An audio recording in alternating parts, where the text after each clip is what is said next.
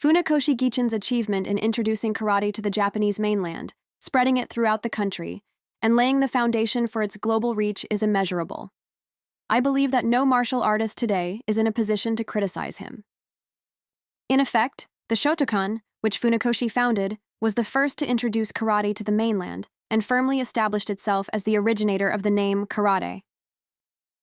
However, it seems that not all members of the karate world at the time held Funakoshi in high regard.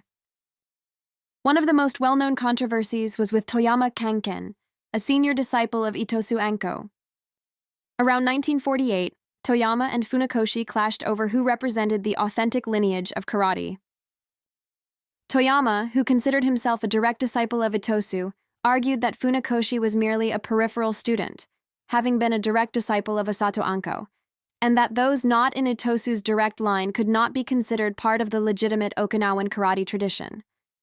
Another point of contention was that Toyama had graduated from the regular course of the Okinawa Normal School, whereas Funakoshi came from the short-term accelerated course. Toyama insisted that only those who studied under Itosu in the full course were his true successors.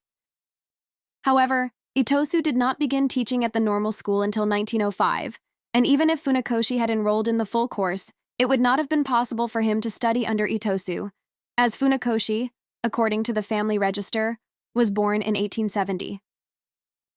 In any case, the Toyama-Funakoshi dispute clearly shows that within Itosu's disciples, there existed a sense of superiority between the direct and peripheral lines. Kinjo Hiroshi, a prominent figure in the karate world and a researcher who studied under Hanagusuku Chomo and received a teaching license from Toyama in 1948, later receiving a handwritten copy of Itosu's 10 precepts from Mabuni Kenwa, stated in a 2006 issue of JK Fan magazine that Funakoshi was a karate amateur, denying his ability. He also said, "Many of the karateka who went to the mainland were people who couldn't even perform dedication demonstrations at the Okinawa shrine. In Okinawa, people said, it's a problem that amateurs are pretending to be great masters of karate on the mainland." It is believed that he was implicitly referring to Funakoshi.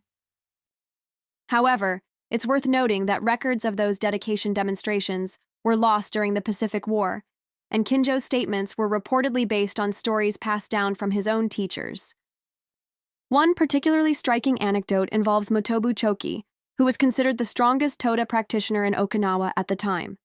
Nagamine Shoshin, who had learned Tode from Funakoshi during elementary school, did not count Funakoshi as one of his formal teachers. At age 19, he became a student of Arakaki Ankichi, a top disciple of the great master Kian Chotoku, and later studied under Motobu Choki in Tokyo in 1936. Nagamine listed 3 individuals as his Tode instructors, excluding Funakoshi. While Funakoshi was known as a teacher of karate, it is clear from Nagamine's writings that he was not regarded as a true specialist in martial prowess by those like Motobu, who dedicated themselves entirely to the combative essence of Tode. At the time, Motobu-sensei often repeated the phrase, "It is a great joy that Tode has developed in Tokyo as it has today." However, it is heartbreaking to see the excellent traditional kata being destroyed and carelessly altered. While my senior, Yabukensu Ani, is still alive, I want to return home without fail and research the excellent traditional kata, then bring them back to Tokyo. From Okinawa no Karatedo. More than 10 years had already passed since Funakoshi began spreading karate on the mainland, and although no names were mentioned, it was clear that these remarks were directed at him. It is also believed that not only did Funakoshi change the contents of the kata, but he also changed many of their names to Japanese-style ones, which Okinawan elders saw as problematic. While it's unclear whether this applied in the above case, I felt that among some of the elders, there was simple envy towards someone with a lower standing in the Toad world than themselves gaining the spotlight on the mainland and having many disciples.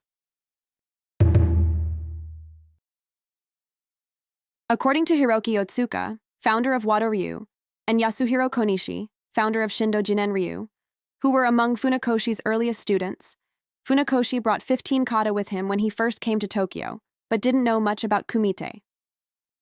Therefore, around 1924, Otsuka, with the help of other students like Konishi and Takeshi Shimoda, developed kumite using the Shindo Yoshin Ryu and Takenouchi Ryu Jujutsu they had studied as references. This marked the birth of pre-arranged kumite on the mainland. Otsuka further proposed incorporating free sparring into karate, but Funakoshi strongly opposed it, and this is said to have caused distance between the two. Konishi, too, began to question Funakoshi's emphasis on kata over practical training and eventually left him to become a student of Choki Motobu.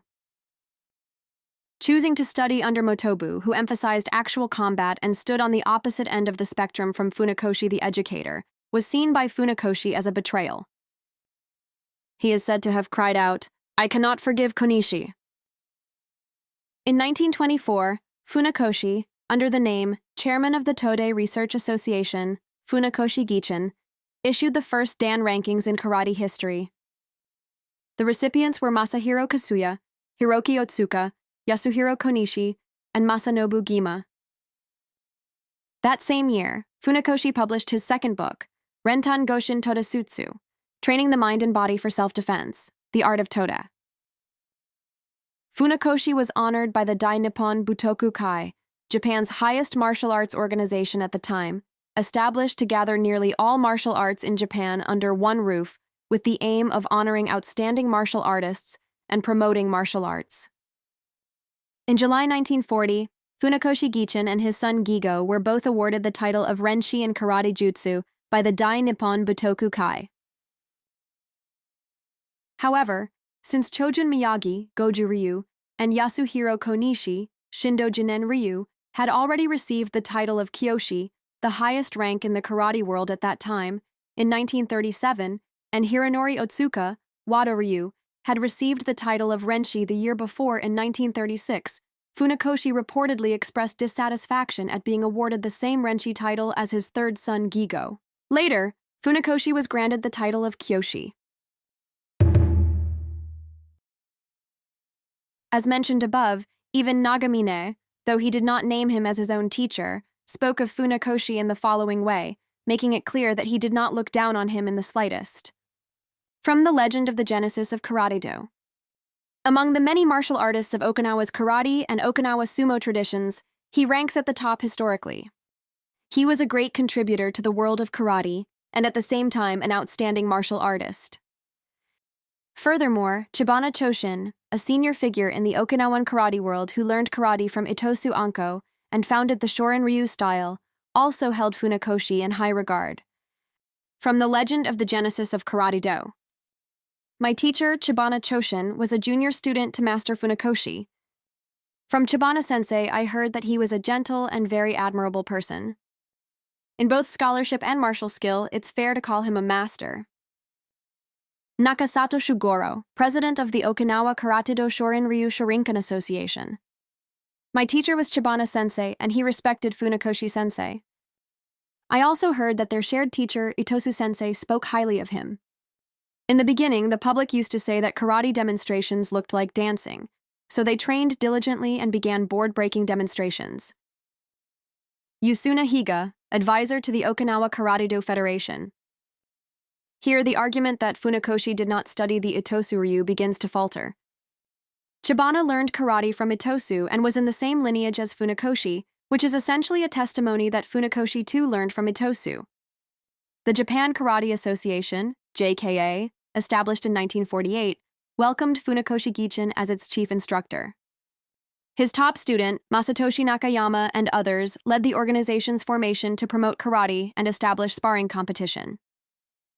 Under Nakayama's leadership, the JKA established an instructor training system and dispatched instructors both domestically and abroad, greatly contributing to the spread of Shotokan-style karate. Nakayama, often called the reviver of Shotokan, elevated the Shotokan founded by Funakoshi into a more authoritative organization. This systematic instructor training and overseas expansion played an extremely important role in the post-war global spread of karate. By the 1950s, karate clubs at universities resumed activities, and federations like the All Japan University Karate Federation were formed. It would not be an exaggeration to say that Nakayama led not just Shotokan, but the entire Japanese karate world. Though he was subject to criticism from Okinawan karateka, there was no one who contributed more to the spread of karate than Funakoshi. Later, full-contact karate gained prominence, and the practicality of non-contact sundome techniques was questioned.